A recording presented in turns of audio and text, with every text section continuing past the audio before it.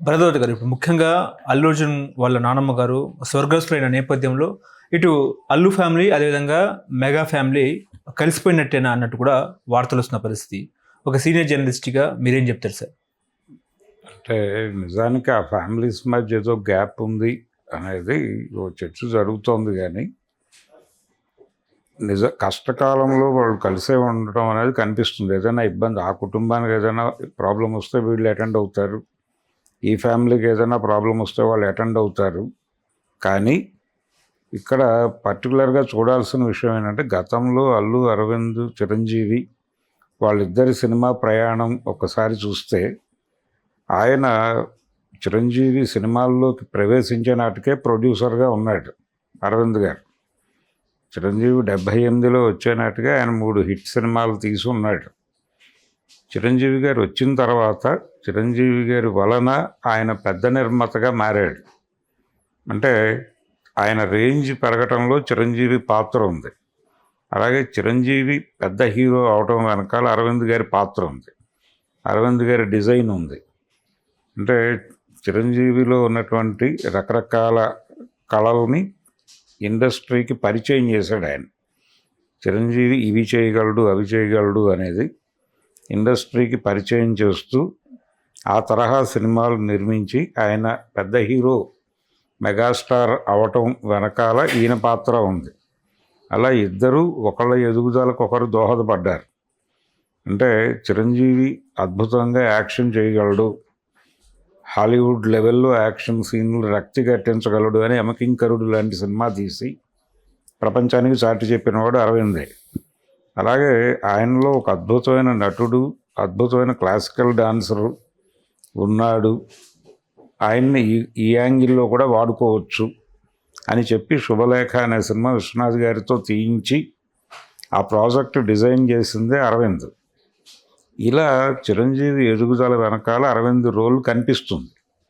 అలాగే చిరంజీవి ఎదుగుదల వలన ఈయన కూడా పెరిగాడు, పెద్ద ప్రొడ్యూసర్ అయ్యాడు. అంటే ఒక స్థాయి సినిమాలు తీసే ప్రొడ్యూసర్ కాస్త అగ్ర నిర్మాతగా మారాడు.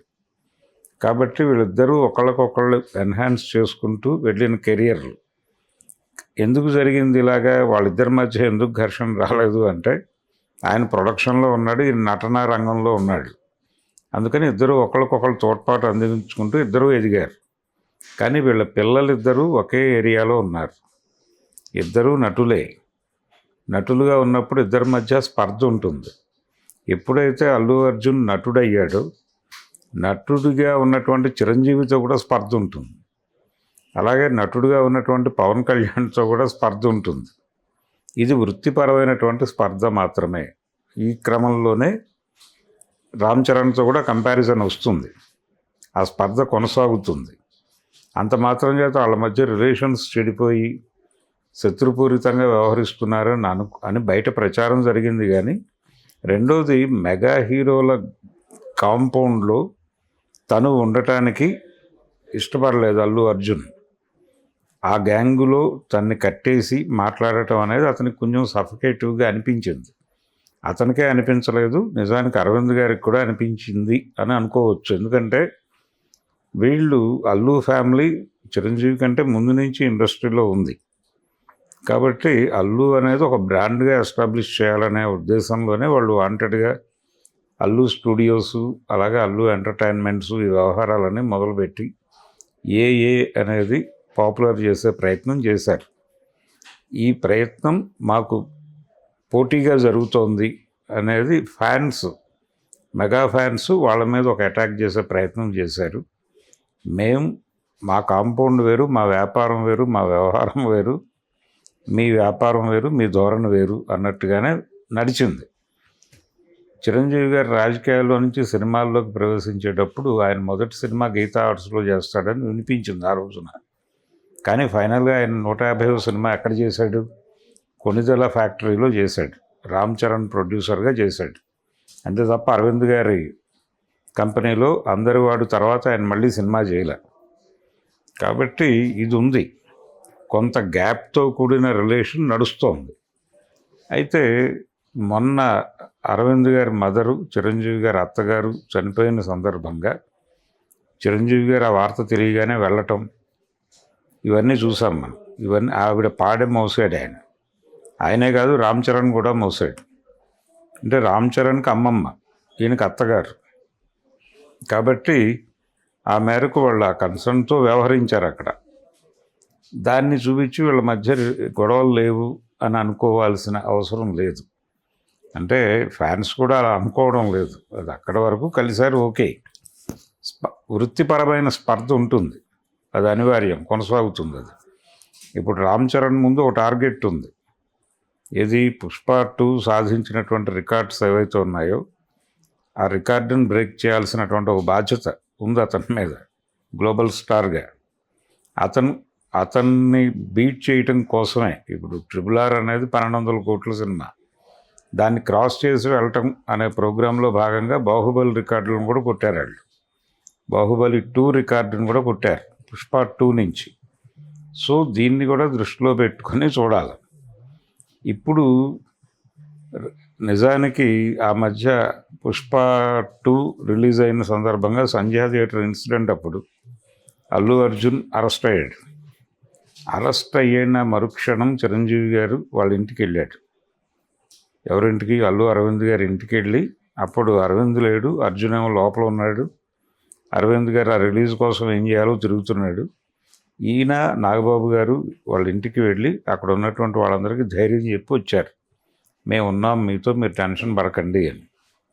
అయితే తను రిలీజ్ అయ్యి వచ్చేసిన తర్వాత సురేఖ గారు మాత్రమే వెళ్ళారు, చిరంజీవి గారు వెళ్ళాల. ఆయనే ఆ రోజు మధ్యాహ్నం వచ్చి చిరంజీవిని కలిశాడు, ఇంటికి వచ్చి కలిశాడు. వీళ్ళ ఇంట్లో ఏదో తిని వెళ్ళాడు అని కూడా వార్త వచ్చింది. అప్పుడు కూడా ఈ వివాదాలన్నీ సమసిపోయాయా అంటూనే ఆయన పవన్ కళ్యాణ్ ఆ రోజు ఏదో పని మీద ఇక్కడికి వచ్చాడు, ఆయన వెళ్ళలేదు వాళ్ళ ఇంటికి. అలాగే రామ్ చరణ్ ఆయన ఇక్కడికి వచ్చినప్పుడు, చిరంజీవి గారి ఇంటికి వచ్చినప్పుడు రామ్ చరణ్ లేడు, అలాగే రామ్ చరణ్ వెళ్ళి పరామర్శించలేదు అని ప్యారలల్గా వార్తలు నడిచినాయి. అంటే ఆ ఫ్యామిలీస్ మధ్య ఏదో ఉంది అనే గొడవ, లేదు అనేటువంటి గొడవ రెండూ నడుస్తున్నాయి ప్యారలల్గా. ఇది ఎప్పటికప్పుడు స్పెక్యులేటివ్ ప్రోగ్రామే కానీ వాళ్ళ మధ్య వృత్తిపరమైనటువంటి స్పర్ధ ఉంది. కానీ నిన్న డిప్యూటీ సీఎం పవన్ కళ్యాణ్ గారు వచ్చారుగా, వాళ్ళ ఇంటికి వచ్చారు, ఇప్పుడు పరామర్శించారు. వచ్చాడు. ఆ రోజున ఎందుకు రాలేదు? ఆ రోజున రాకపోవడానికి రీజన్ ఏమిటి? చిరంజీవి గారు కూడా బయటకు వచ్చి మీడియాతో ఏం మాట్లాడలేదు కదా. చిరంజీవి పవన్ కళ్యాణ్ మాత్రమే కాదు, ఎవరూ మాట్లాడలేదు మీడియా ముందు. సినిమా ఇండస్ట్రీ నుంచి చాలామంది వెళ్ళి అల్లు అర్జున్ని పరామర్శించారు. ఆ రోజు పరామర్శించిన వాళ్ళు ఎవరు మీడియా ముందుకు వచ్చి మాట్లాడలేదు. ఎందుకు మాట్లాడలేదు అంటే మాట్లాడే సందర్భం కాదు అది. మేము అల్లు అర్జున్కి సాలిడారిటీ ప్రకటిస్తున్నామంటే సంధ్యా థియేటర్ ఇన్సిడెంట్ని, ఆ ఇన్సిడెంట్ మీద మాకు కన్సర్న్ లేదని చెప్పినట్టు అవుతుంది. ఆ ఇన్సిడెంట్ మీద కన్సర్న్ ఉంది మాకు అని మాట్లాడితే అల్లు అర్జున్ని దోషం చేసినట్టు అవుతుంది. అందుకని ఎందుకు వచ్చిన గొడవ అని ఎవరూ మాట్లాడలేదు. ప్రతి ఒక్కరు సైలెంట్గా వచ్చి ఆయన్ని కావలించుకుని, ఏం కాదులే మేము ఉన్నాం నీతో అని చెప్పి వెళ్ళిపోయారు సైలెంట్గా. మీడియా ముందు ఎవరూ కమిట్ అవ్వాలి. అందుకని ఈ సందర్భంగా అక్కడికి వచ్చి ఎవరో ఏదో అడిగి ఎందుకు వచ్చిన గొడవ అని పవన్ కళ్యాణ్ వెళ్ళిపోయాడు. ఇప్పుడు నిన్న జరిగిన సంఘటన ఆ ప్రాబ్లం లేదు. ఆవిడ చనిపోయారు, పెద్ద ఆవిడ వచ్చి అరవింద్ గారి మదరు, కేవలం అరవింద్ గారి మదర్ మాత్రమే కాదు, తనకి కూడా రిలేషన్ ఉంది ఆ ఫ్యామిలీతో. రిలేషన్ మాత్రమే కాదు, తన మొదటి సినిమా ప్రొడ్యూసర్ అరవింద్, తనని హీరోని చేసింది అరవింద్ గారు. ఆయనతో 2 సినిమాలు తీశాడు, ఆయన 3 సినిమాలు తీశాడు. ఆ మొదటి సినిమా ఆయనే ప్రొడ్యూసరు, ఆ తర్వాత ఆయన డైరెక్టర్గా ఆయన డైరెక్ట్ చేసినటువంటి సినిమా ఏకైక సినిమా ప్రొడ్యూసర్ అరవిందే, జానీ. ఆ తర్వాత జల్సా సినిమా ప్రొడ్యూసర్ ఆయనే. కాబట్టి 3 సినిమాలు తీశాడు ఆయన. కాబట్టి కనీసం బాధ్యత కదా, వెళ్ళి పరామర్శించాడు, వచ్చాడు. అంటే ఆ మేరకు వాళ్ళ మధ్య కన్సర్న్స్ ఉన్నాయి. వాళ్ళ మధ్య ఏమి విపరీతంగా ఒకరినొకరు ద్వేషించి అవతల దూరం పెట్టుకునేంత గొడవలేం లేవు. కానీ వృత్తిపరమైన స్పర్ధ ఉంది. ఆ కాంపౌండ్ ఈ కాంపౌండే. ఏదైనా ఇలాంటి ఇష్యూస్ జరిగినప్పుడు కలుస్తారు, అంతే తప్ప రోజువారీ వాళ్ళ యాక్టివిటీలోకి వీళ్ళ యాక్టివిటీలోకి వాళ్ళు వచ్చి, అంటే ఇప్పుడు అల్లు అర్జున్ ఈవెంట్ ఏదో జరిగితే ఆ ఈవెంట్లో పవన్ కళ్యాణ్ అని చెప్పి గొడవ చేస్తే ఆయన చెప్పను బ్రదర్ అన్నాడు ఓ డైలాగ్. ఆ చెప్పను బ్రదర్ అనేది ఎందుకు రాలేదు అని అడిగితే చెప్పను బ్రదర్ అన్నాడు ఆయన. ఈ చెప్పను బ్రదర్ అనే డైలాగుని ఒక వివాదాస్పదంగా క్రియేట్ చేసి మీడియా వార్తా ప్రసారం చేసింది ఆ టైంలో. అది అక్కడి నుంచి నడుస్తోంది గొడవ. అలాగే ఎప్పుడు ఆవిడతో దిగినటువంటి ఫోటో అంటే రీసెంట్ టైమ్స్లోనే దిగారు. వాళ్ళ అంటే అరవింద్ గారి మదర్తో రామ్ చరణ్, అల్లు అర్జున్ దిగిన ఫోటో ఒకటి ఇప్పుడు బయటకు వచ్చింది. ఈ మధ్య కాలంలో దిగిన ఫోటోనే అది. అంటే ఈ మధ్య కూడా ఏదో ఫంక్షన్లో వాళ్ళు కలిశారు, ఆవిడతో కలిసి ఫోటో దిగారు.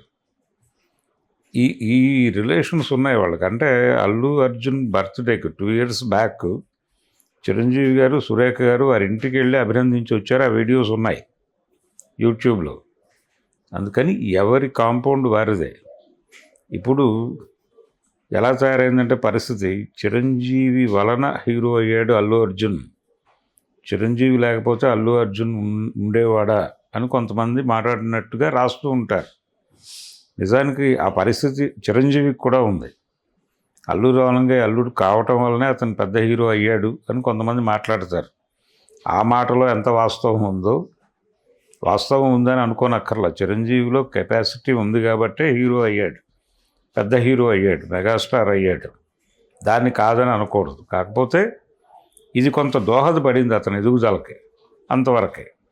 అలాగే అల్లు అర్జున్ ఎదుగుదల తన కెపాసిటీసు, తన టాలెంట్ మీద నడిచింది.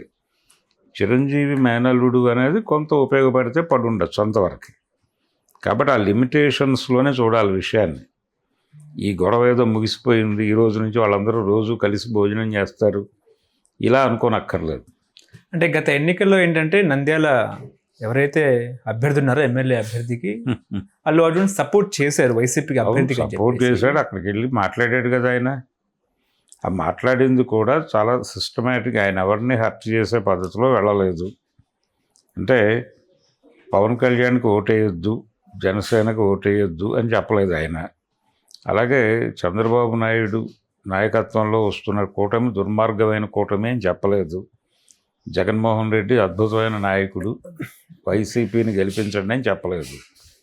అతను చాలా స్పష్టంగా చెప్పిన మాట ఏంటంటే, ఇక్కడ శిల్పారావి నాకు ఫ్రెండు, ఇతను మంచివాడు, నాకున్న స్నేహితంలో నేను చెప్తున్నాను, ఇతను ఎన్నుకుంటే మీకు కూడా మంచి జరుగుతుందని చెప్తున్నాను. అంతకు మించి ఒక్క మాట ఎక్కువ మాట్లాడలేదు అతను. వైసీపీ క్యాండిడేట్, అతను వైసీపీ క్యాండిడేటే, కానీ వైసీపీని గెలిపించండి నేను చెప్పలేదు. ఆయన తనకు ఫ్రెండ్ని గెలిపించమని చెప్పాడు. మీరు ఇంకొకసారి డైలాగ్ వెరిఫై చేయండి.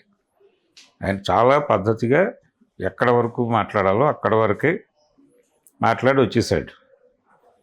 అంతకు మించి చంద్రబాబుని తిట్టటమో, పవన్ కళ్యాణ్ని తిట్టటమో, జగన్ని పొగడటమో చేయలేదు ఆయన. సో ఆ మార్జిన్ ఏంటో తెలుసు తనకి. ఇదే టైంలో ఈ క్రైసిస్ మేనేజ్ చేయడానికి పిఠాపురానికి అరవింద్ గారు వెళ్ళాడు. అయితే ఇతను కూడా పిఠాపురానికి ఒక టూర్ వేసేసి ఉంటే సరిపోయేది. అవును, ఇతను వెళ్ళాల, అరవింద్ గారు వెళ్ళాడు ఇతని బదులు. సో ఆయన మేనేజ్మెంట్ ప్రోగ్రాంలో ఉన్నాడు, ఈయన అలా నిలబడి ఉన్నాడు, తన పరిధిలో తను ఉన్నాడు. అది వివాదం అవుతుంది అని తెలుసు అరవింద్ గారికి. అది మేనేజ్ చేయటం కోసం వెళ్ళి ఒక రోజు అక్కడ గడిపేసి వచ్చేసాడు.